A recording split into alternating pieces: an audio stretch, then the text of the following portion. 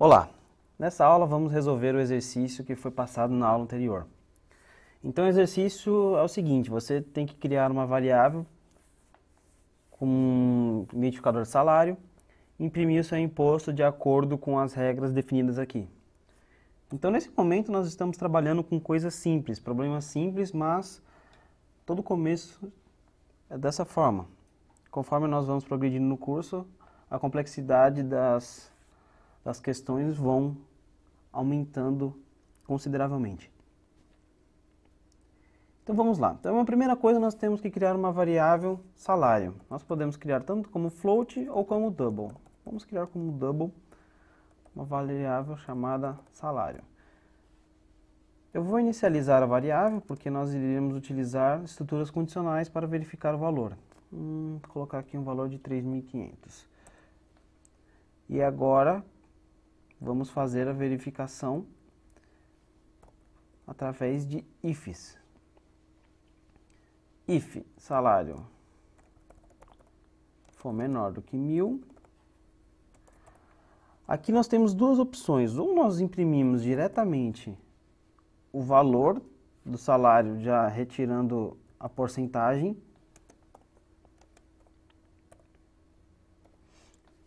ou nós podemos guardar isso em uma variável, que eu acho melhor. Nós podemos criar uma variável aqui também do tipo double, total imposto. E nela recebemos o valor inicializado de 0. Então, total imposto recebe vezes 0,05. Else if, porque temos ainda mais 3 condições, salário for maior igual a 1.000 e salário for menor do que 2.000. Total imposto recebe salário vezes 0,1. Else if, se não se, eu vou copiar isso daqui para ficar mais fácil, 2.000 menor do que 4.000.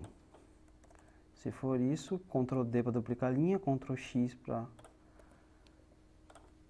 recortar, total imposto, recebe salário vezes 0,15. Se não for nenhum desses, else Ctrl V, total imposto, recebe salário vezes 0,2. Salt, pressione Tab, o total de imposto é mais total imposto. Ctrl Shift F10,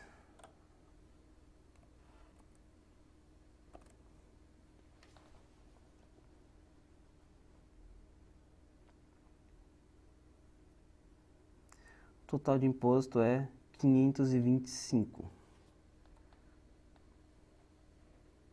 Vamos aumentar o valor do salário para 5.500. Ctrl Shift F10. Agora o imposto é de 1.100. Vamos reduzir o salário para 900. Ctrl Shift F10. O total de imposto é 45.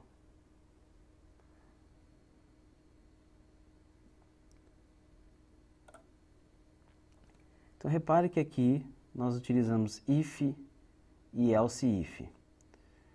Qual a diferença de você utilizar if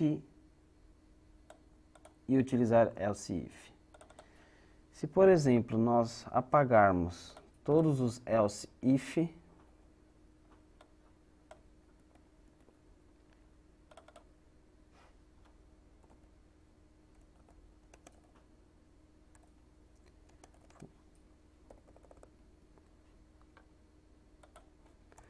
o que vai acontecer é que o compilador, a JVM, ela vai executar if por if, independente se o valor é verdadeiro ou não, ele ainda vai executar esses ifs. Isso acontece porque isso não significa, quando você utiliza ifs dessa forma independentemente, esses ifs eles não são linkados. Então, quando nós utilizamos se não se, ou else if, nós estamos falando, se salário for menor do que 1.000, nós tiramos 5%. Se não se, então esse se não se está linkado. Ó. Se não for menor do que 1.000, então ele vai fazer esse valor aqui.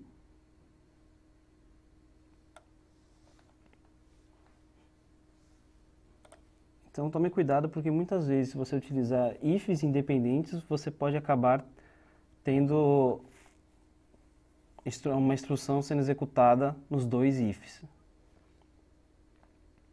Vamos ver se eu consigo ilustrar para vocês aqui o que eu estou querendo dizer. Se salário for menor do que 1.000, se salário for maior ou igual a 1.000 e salário menor do que 2.000, total imposto. Vamos colocar aqui salt. Primeiro if. Vamos copiar essa linha. Segundo if.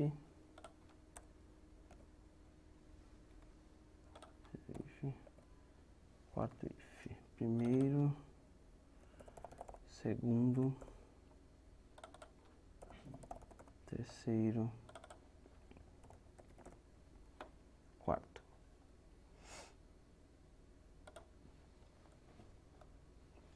Vamos executar só para ver como está. Então, ele entrou no primeiro if e o total de imposto é 45.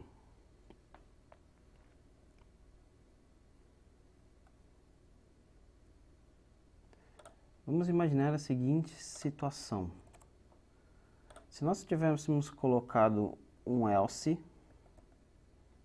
if com salário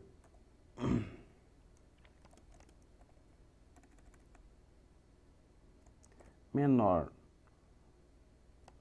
do que 800, salt, entrou no else if. Então, se o salário, nós temos duas condições aqui separadas. Se o salário for menor do que 1.000, ele vai executar essa instrução. Se não, se for menor do que 800, então, teoricamente, era para ele entrar nessas duas condições. Por quê? Porque o salário é menor do que 1.000 e o salário também é menor do que 800. Nesse caso, vamos colocar aqui 700.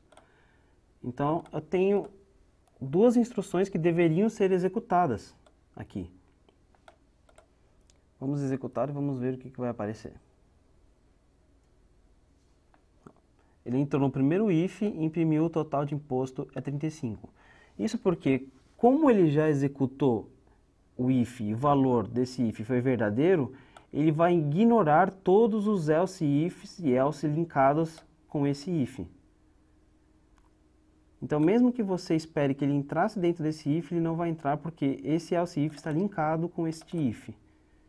Se você quiser verificar de forma independente, você deve remover o else e deixar o if independente.